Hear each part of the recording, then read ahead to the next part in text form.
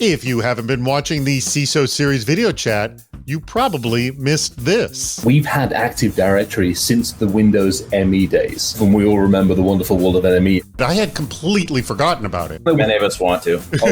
Hey everybody, it's your favorite host of the CISO series video chat, David Spark here. And guess what? This Friday, we are going to be hacking self-defending data. Yeah, an hour of critical thinking on how and when your data can intelligently protect itself. This is a very doable thing, and it's actually something that the industry desperately needs. And we need a really deep conversation about this, because what we can do once we can do that is going to be huge. And the person who's going to join me in that very conversation is the CEO of Keyavi Data, Elliot Lewis. Elliot, you talk with customers who need this service. What is it that they're telling you of their desperate need for self-defending data?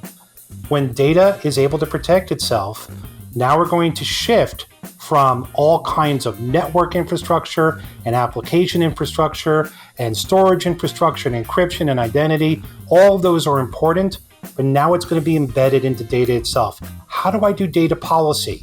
What kind of intelligence do I need to give data?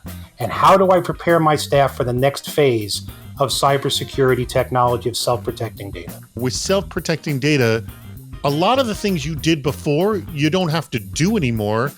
It's like a leap in ease of management. Because we made the data that smart, it also does the second half.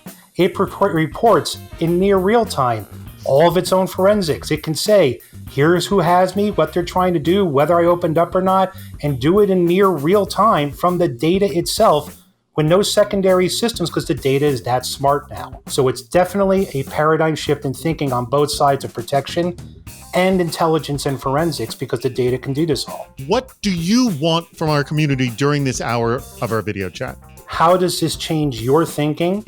How is this going to change your modeling and what you're doing for your business? How does data level security policy and the way this is going to interact going to affect your plans?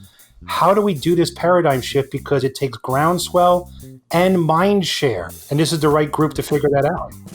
It is definitely the right group. And as you know, they have lots of really bad ideas like this one. An API that only gets through after port knocking to the beat frequency of AC/DC's Thunderstruck.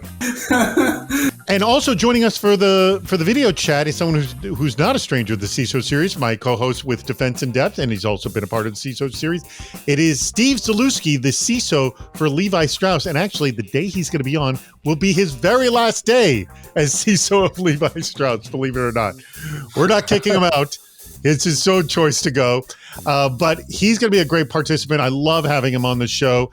And just to remind everybody, the whole event is happening on June 18th. That's a Friday at 10 a.m. Pacific, 1 p.m. Eastern. At the end of the hour, we do this really fun one-on-one meetup process.